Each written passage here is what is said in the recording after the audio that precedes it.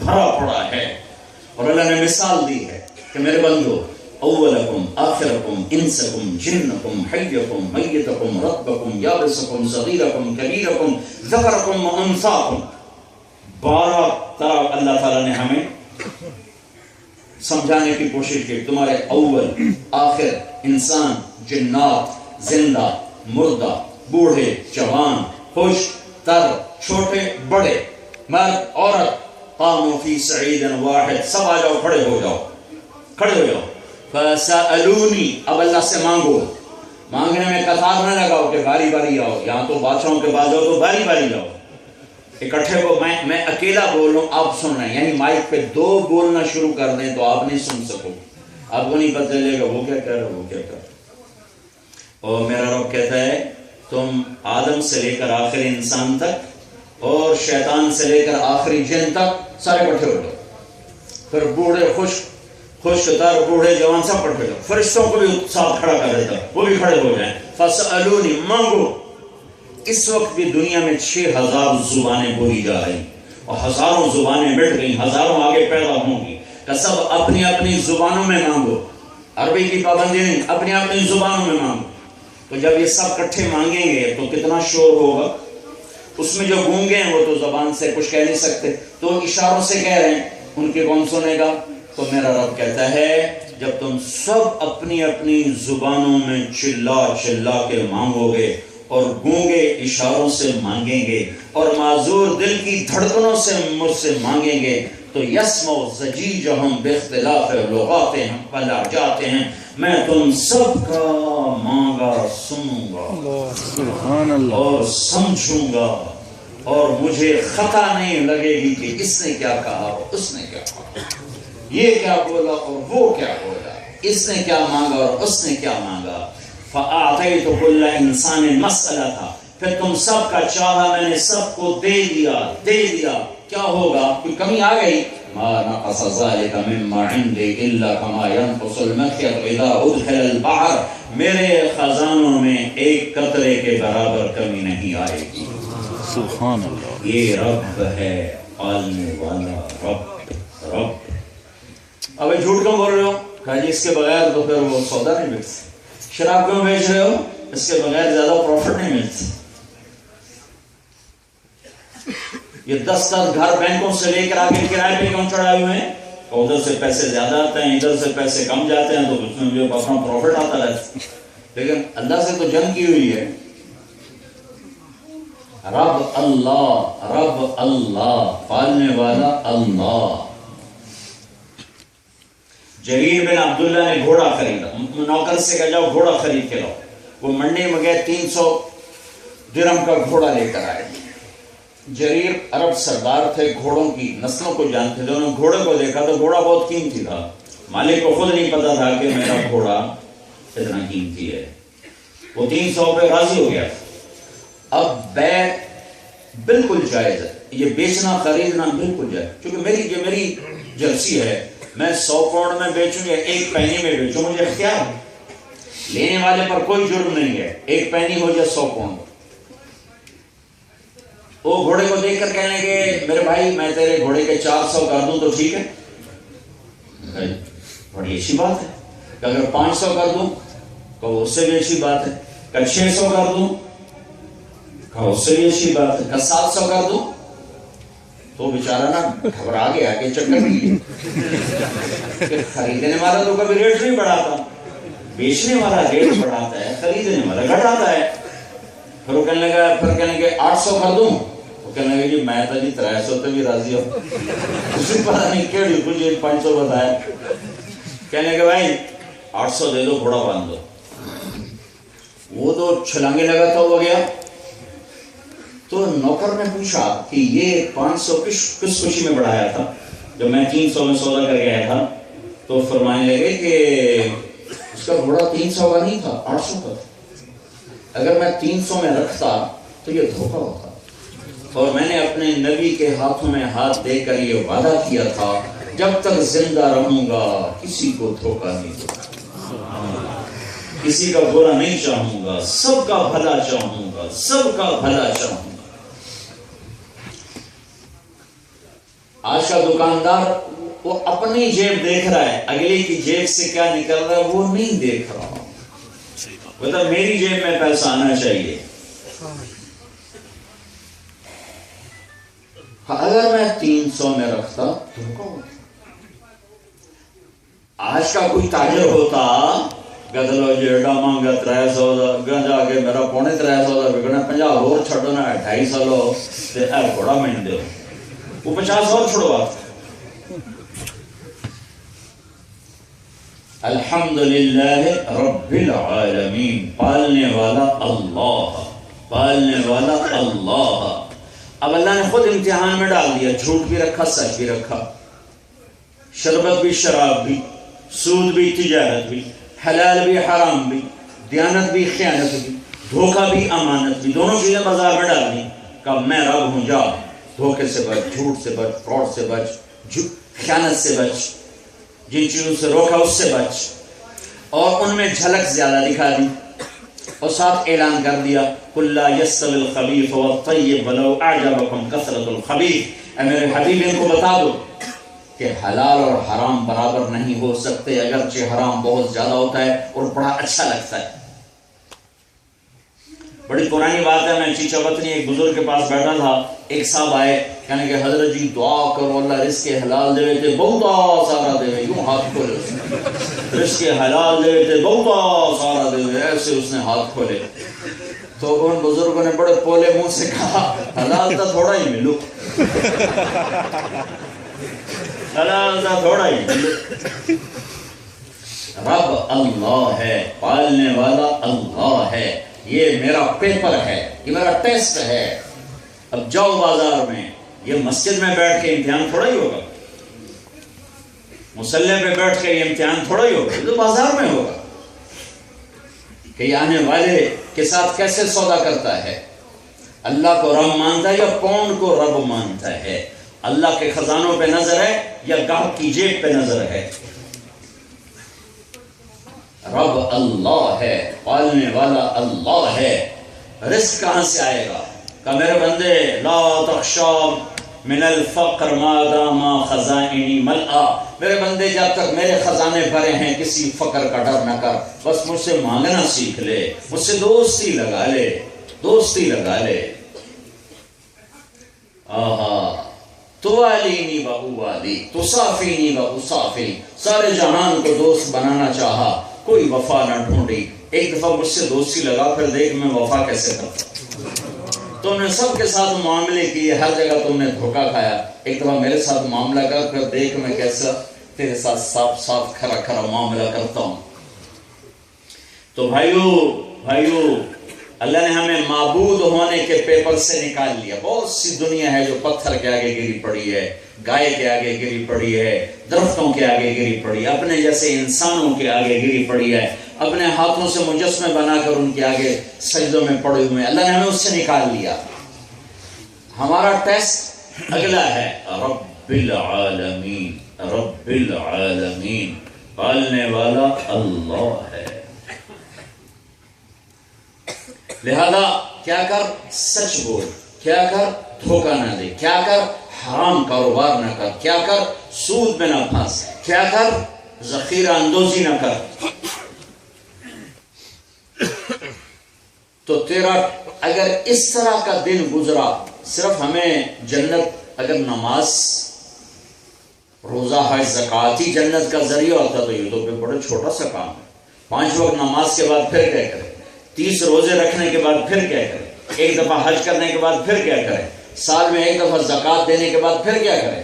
اب باقی وقت میں جنت کمانے کا کون سا ذریعہ ہے؟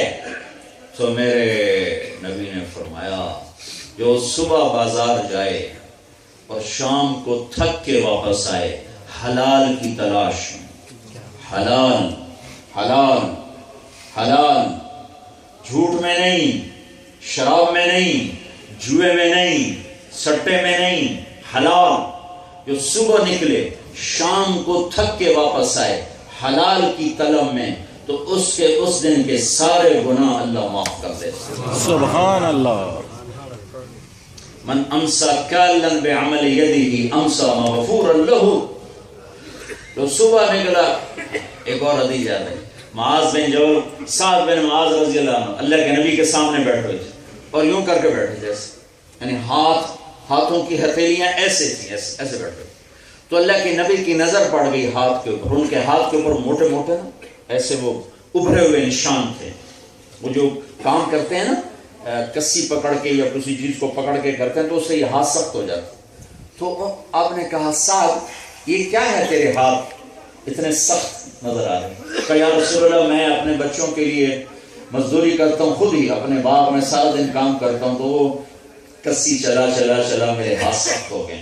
تو اللہ کے نبی نے آگے بڑھ کے ان کا ہاتھ پکڑ لیا اور سب کے سامنے کر کے اس کو یوں بوسہ لیا اور پھر فرمایا بچوں کو حلال کھلانے میں جو ہاتھ ایسا ہو جاتا ہے اس پہ جہنم کی آگ حرام ہو جاتی ہے. تو صرف مسجد جنت کا ذریعہ نہیں، بازار بھی جنت کا ذریعہ ہے.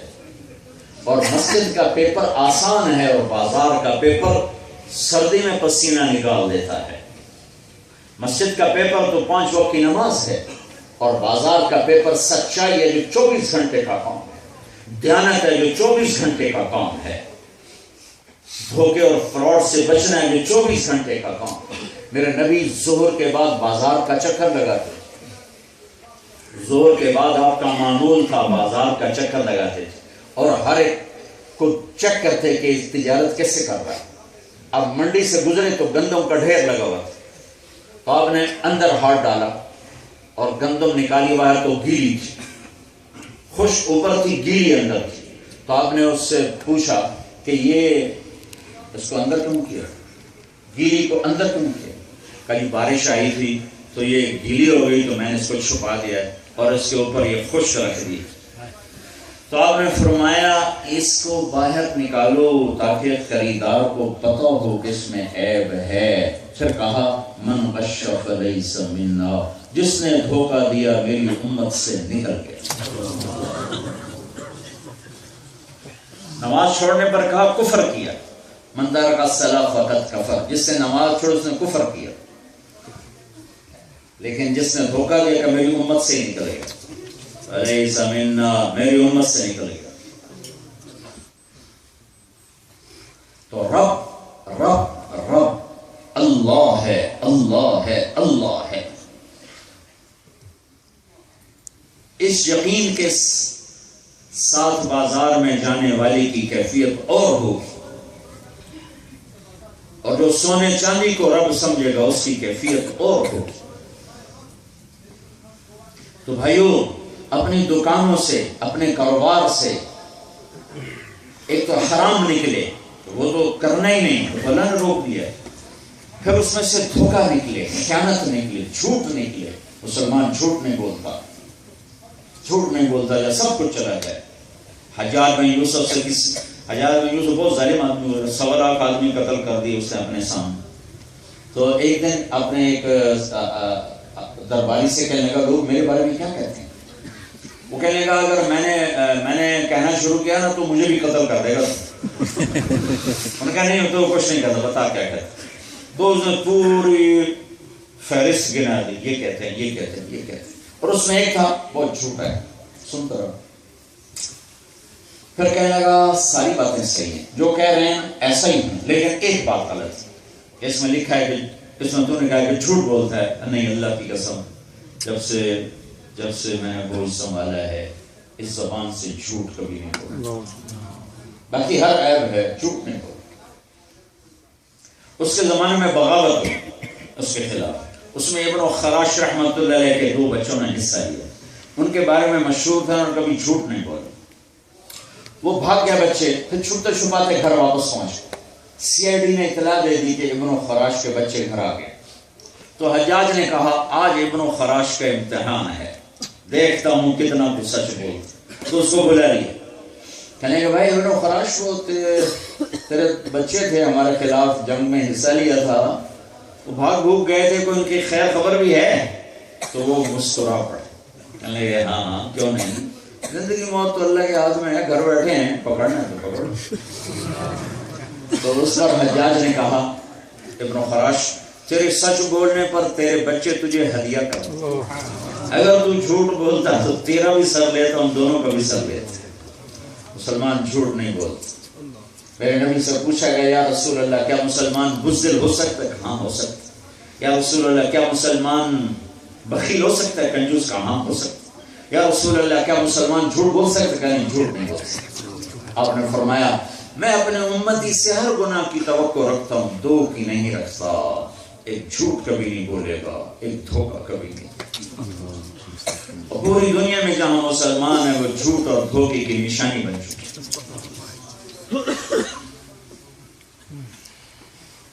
پالنے والا اللہ ہے، پالنے والا اللہ ہے. اور یہ جو چھوٹا سا جہان ہے، آگے جو اس نے پالنے کا نظام بنایا ہمیشہ کے لیے، وہاں کون سا کاروبار ہوگا؟ اور یہ یہاں جسم 5 سوا 5 5.5 فٹ 6 فٹ، اور اس میں چھوٹا سا میدان، تھوڑی سی زندگی، تھوڑی سی ضرورتیں. کہا نہیں جاؤ کماؤ، کیونکہ پیپر ہے. جب آ گئے رزلٹ کی جگہ پر اب بیٹھ جاؤ. اب قد کتنا ہے؟ 5 فٹ نہیں، 130 فٹ. 130 فٹ قد ہے. زندگی موت سے پاک ہے، جوانی بڑھاپے سے پاک ہے، صحت بیماری سے پاک ہے، خوشی غم سے پاک ہے، عروج زوال سے پاک ہے، راحت دکھ سے پاک ہے. تو ایسا جسم کتنا طاقتور ہو، تھوڑی سی ٹینشن ہے تو بھوک ختم ہو جاتی، پیاس ختم ہو جاتی. تو ہم تو سارے مختلف حالات کا شکار ہیں. تو اب اللہ تعالیٰ ساری چیزیں واپس لے رہا ہے. دکھ نکال دیے، غم نکال دیے، رنج نکال دیے، پریشانیاں نکال دی، موت نکال دی، بڑھاپے کو نکال دیا، بیماری کو نکال دیا، اور سنو پیشاب کو نکال دیا، پخانے کو نکال دیا. ایک ہمارے جماعت چلتی ہے خواص کی، تو اس میں ایک ذمہ دار تھے مارولی محمد سنپال رحمۃ اللہ، وہ گھٹنوں سے معذور تھے. تو ان کو ہم ساتھ لے کے چلتے تھے. کموڈ ہوتا تھا، لیکن بعض اوقات کسی ایسی جگہ چلے جاتے جہاں کموڈ نہیں ہوتا تھا، تو پھر وہ بیچارے بہت تکلیف کے ساتھ ان کو ٹوائلٹ سے خلاصی ملتی تھی. تو چشتیاں ہماری جماعت تھی، تو وہ کوئی مسئلہ ایسا تھا تو بیچارے بڑے نہ تھک کے باہر نکلے پسینہ پسینہ. تو میں سامنے بیٹھا تھا، بتانے گئے مولوی صاحب میں نے رب جنت ہے جو اور کچھ نہ دے ایا پیشاب پخانا مکا چھٹے میں نہیں ہوتا.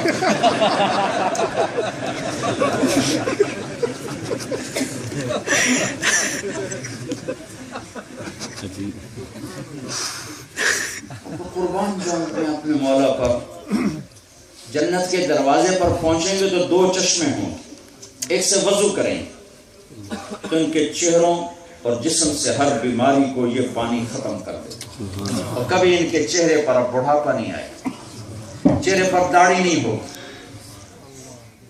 جسم پہ بال نہیں ہو، صرف سر کے بال ہوں گے، یہ بھووں کے بال اور یہ پلکوں کے بال، اور مونچھیں ہلکی ہلکی جیسے 15-16 سال کے عمر میں ہلکی ہلکی مونچھیں ہوتی. اب اس کے بعد اس کو میک اپ کی ضرورت نہیں ہے. دوسرے چشمہ کو سے پانی پئیں گے تو پانی 2 کام کرے گا. سینے میں سے نفرت بغض کو نکال دے گا، اور پیٹ سے پیشاب اور پخانے کو نکال دے گا. اب نہ ختم ہونے والی زندگی ہے لڑائی کوئی نہیں، نہ ختم ہونے والی زندگی ہے نفرت کوئی نہیں، جھگڑا کوئی نہیں. اور دوسرا کام کیا کرے گا؟ پیشاب اور پخانہ ختم کیا تو کھاتے کھاتے کھاتے ہزاروں سال گزر جائیں گے، نہ پیشاب کی ضرورت نہ پخانے کی ضرورت. کھاتے کھاتے لاکھوں سال گزر جائیں، نہ پیشاب کی ضرورت نہ پخانے کی ضرورت. پہلی دعوت ہی اللہ تعالیٰ، پہلی ضیافت مختصر ناشتہ ہوگا. جنت میں جاتے ہی ناشتہ ہوگا. ناشتہ کیا ہوگا؟ مچھلی اور بیل کی کشتی ہو. مچھلی اور بیل کشتی کریں.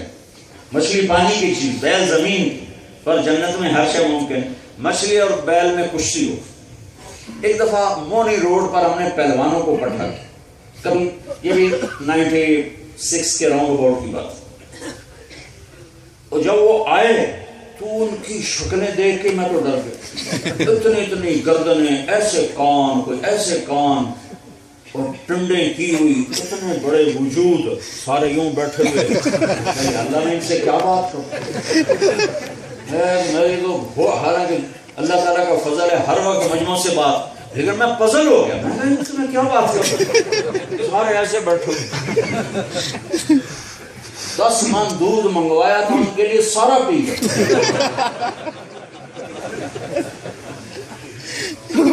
تو کتنا ظہر کی نماز کے بعد میں نے کہا یا اللہ کچھ سمجھا دے, یا اللہ کچھ سمجھا دے, میں کیا بات کروں, کیا بات کروں. وہ دماغ بند.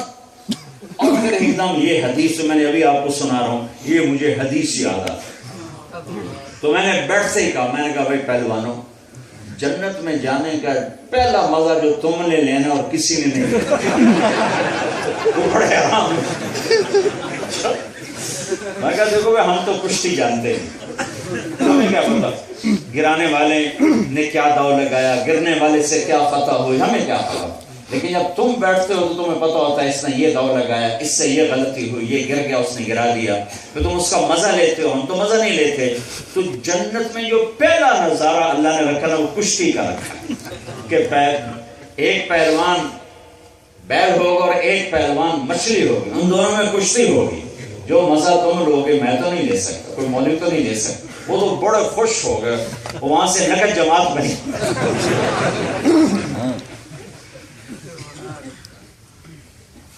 تو اللہ تعالیٰ مچھلی اور اس کی کشتی کروا کے پھر ان کے جگر کے کباب پیش کرے گا, اور پھر اس کے ساتھ تازہ روٹی پیش کرے گا. یہ جو دھرتی آج آپ دیکھ رہے ہیں, اسی زمین کو اللہ روٹی میں تبدیل کر. درمقتن بیضاء, جو سفید آٹے کی روٹی ہوتی ہے نا, جو پکی ہو تو اوپر سے اس کا گولڈن کور آ جاتا ہے, دیکھا نا کبھی ذہن میں. تو درمقتن بیضاء عربی میں اس روٹی کو کہتے ہیں جو تازہ تندور سے نکلے اور اس کے اوپر گولڈن تہ آ جائے پکنے کی وجہ سے, اس کو کہتے ہیں درمقتن بیضاء. اللہ ساری زمین کو ایک روٹی بنائے گا, اور روٹی اس صفت میں ہوگی, اور ساتھ مچھلی اور جگر کے کباب ہو گئے کہ کھاؤ. یہ ناشتہ کروا کے اب جاؤ جنت. تو وہاں سب سے پہلی ضیافت آدم علیہ السلام کی ہوگی. پہلا کھانا آدم علیہ السلام کریں, دوسرا کھانا شیس علیہ السلام کریں, تیسرا کھانا ادریس علیہ السلام کریں. جس ترتیب سے نبی آئے, ہر نبی کھانے کی ضیافت ہو رہی. سب سے آخر میں جناب رسول اللہ صلی اللہ علیہ وسلم ضیافت فرمائیں, اور آپ کی امت اور ساری امت آپ کے دسترخوان پر آ کر کھانا کھائیں. پھر اس کے بعد جب سب کھانا کھلا چکیں گے تو پھر اللہ تعالیٰ فرمائیں گے اب میری باری ہے, اب تم میرے مہمان بن کے آؤ. تو فرشتے آ کر کہیں گے کہ جنت والے, آپ کا رب آپ کو سلام پیش کرتا ہے اور آپ سے ملاقات کا خواہشمند ہے, تو چلو اپنے رب کی بارگاہ. تو ایک تو عام جنت ہے جو 7ویں آسمان سے شروع ہوتی ہے اور اللہ کے عرش کے ساتھ چلتے جا کر مل جاتی ہے. جہاں یہ جنت ختم ہوتی ہے وہاں ایک اور جنت شروع ہوتی ہے جو جا کر ڈائریکٹ اللہ کے عرش کے ساتھ جڑ جاتی ہے. اس کو کہتے ہیں جنت الفردوس, اسے کہتے ہیں جنت عدن. اس جنت الفردوس میں پھر سب سے اوپر جو اوپر والی منزل ہے اس کا نام ہے وسیلہ, اور وہ میرے اور آپ کے نبی کا ٹھکانہ ہے. یہ جو ضیافت ہوگی اس وسیلہ کے میدان میں. ویسے تو ہم وہاں جا نہیں سکتے, تو جب ہم اللہ کے نبی کی ضیافت پر جائیں گے تو وہاں بیٹھائے جائیں گے اور اللہ کے نبی خود میزبان ہوں گے. آپ نے فرمایا میرے سب سے قریب وہ لوگ بیٹھیں گے جن کے اخلاق اچھے ہوں. تہجد گزار نہیں کہا, علماء نہیں کہا, شہداء نہیں کہا, کہ میرے سب سے زیادہ قریب وہ ہوں گے جن کے اخلاق اچھے ہوں, جن کا بول میٹھا ہو, جو لوگوں کے درد خود چنیں گے, لوگوں کو خوشیاں دے کر خود دکھ سہیں گے, لوگوں کی گالیاں سن کر ان کو دعا دیں گے, لوگوں کی ذلت سہ کر ان کو عزت دیں گے, گرانے والے کو اٹھانا سیکھیں گے, ذلیل کرنے والے کو عزت دینا جانتے ہوں. برا چاہنے والے کا اچھا چاہنا جانتے ہوں. یہ اخلاق مسکرا کے ملنا اخلاق نہیں ہے خالی. کہ جب یہ سب کچھ ہو جائے گا پھر اللہ کہے گا اب اپنے رب کی ضیافت. تو ایک میدان ہے جس کا نام ہے مزید. اب یہ جتنی ضیافتیں ہو رہی ہیں یہ نہیں کہ دیگاں چڑھ دیں پہ بکرے کچھ دے پہ مرغے کچھ دے پہ کڑھائی تلی جا رہی.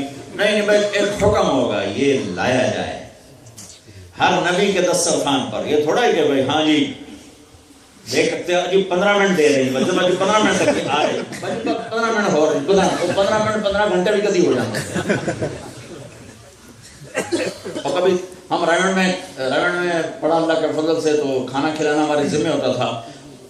تو گرمیوں میں کبھی ایسا ہوتا تھا اچانک مہمان جب زیادہ آ جاتے اور کھانا تھوڑا ہوتا تو ہمارے کھانا کھلانے کے ڈیوٹی کے امیر ہوتے تھے مولوی فاروق صاحب رحمۃ اللہ علیہ فوت ہو گئے. وہ کہتے ہیں بھائی پانی زیادہ ٹھنڈا رکھو تاکہ پانی زیادہ پیے تاکہ روٹی تھوڑی کھائیں کیونکہ کھانا کم پڑ چکا ہے. تو گرم وہ بڑے بڑے مگوں میں پانی زیادہ ٹھنڈا کر کے رکھتے تھے تاکہ گرمی ہوتی ہے اور آنگن میں پنکھے نہیں ہوتے تھے تو وہ گرمی نکالیں گے ٹھنڈے پانی سے تو روٹی تھوڑی کھائیں گے. تو یہ دنیا کے قصے ہیں.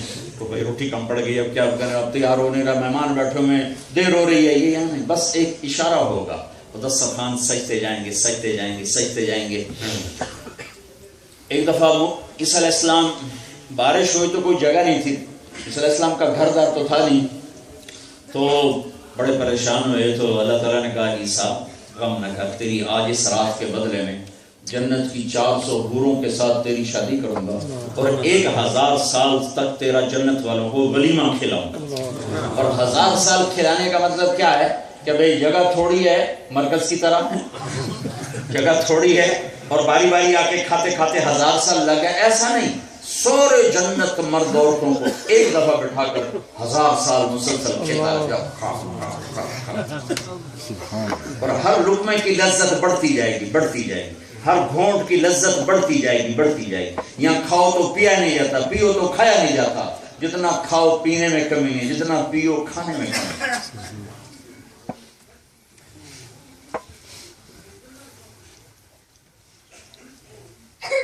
اس کے لیے آپ کا کوئی کاروبار کوئی جاب نہیں کسی قسم کا.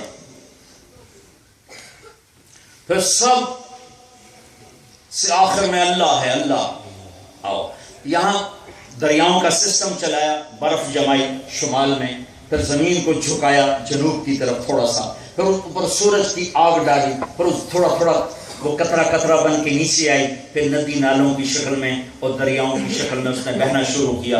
پھر سمندر میں جا کے وہ گم ہو گئے. پھر سمندر کے پانی کو کڑوا رکھا اس پر سورج کی آگ ڈال کے بخارات بنائے پھر اس کو بارش کی شکل میں برف کی شکل میں کہیں پانی میں کی شکل میں گرایا کہیں برف کی شکل میں گرایا. ایک نظام چلا. وہاں دودھ شہد شراب کی 4 دریا چل رہے ہیں. 4 دودھ شہد شراب دریا نہریں نہیں دریا انہار دریا اور ایک نہیں دودھ کی کئی نہریں شراب کی کئی نہریں پانی کی کئی نہریں شہد کی کئی نہریں. تو کیا پیچھے مکھیاں بیٹھی ہیں شہد بنا رہی پیچھے گائے کا بہت بڑا فارم ہے جس سے دودھ نکال کے ڈالا جا رہا ہے. نہیں ختم. اب امر کن فیکون چل رہا ہے. کن فیکون کن فیکون کن فیکون. اور وہ نہریں اتنی لمبی چوڑی ہیں کہ اگر ساری ہماری زمین کو اٹھا کر کسی ایک نہر میں ڈال دیا جائے تو یوں لگے گا جیسے دریا میں کوئی ایک چھوٹا سا پتھر پھینک دیا ہو. پھر اس میں بڑے بڑے کروز چلتے ہیں. بحری جہاز چلتے ہیں آپ کے یہاں جو ایک یورپ میں بڑے خوبصورت جہاز چلتے ہیں. کئی دفعہ ان میں سفر کرنے کا موقع ملا. پورا ایک شہر جا رہا ہوتا ہے تو وہاں اللہ تعالیٰ بڑے بڑے کروز چلا رہا ہے تیار کھڑے ہیں. اس میں جو بیویاں ہیں وہ وہیں بیٹھی ہیں وہ باہر نہیں آتی. وہ صرف اس وقت پیش خدمت ہوں گی جب وہ اپنے کشتی کی سیر کے لیے تشریف لائیں گے جنت میں. اور جو یہ اس پر جائیں گے تو چاروں طرف سے اب یہاں مچھلی شکار کرنے کے لیے کتنا لمبا چوڑا پروگرام. جال لاؤ پھر اجازت لو. ہر ایک کا سمندر اپنا اپنا ہے. دوسرے سمندر میں جاؤ تو حکومت پکڑ لیتی ہے تو اجازت لو پرمٹ لو پھر جال ڈالو. کوئی پھنسے گی کوئی نہیں پھنسے گی. اور ادھر کیا ہوگا مچھلیاں از خود منہ نکال کے چاروں طرف سے اس پورے جہاز کو گھیر لیں اور ہر ایک اس سے تمنا کرے گی اب مجھے کھائیے، اب مجھے کھائیے، اب مجھے کھائیے۔ وہاں تو موصلی بنگالی خوش ہو کے کھائے گا۔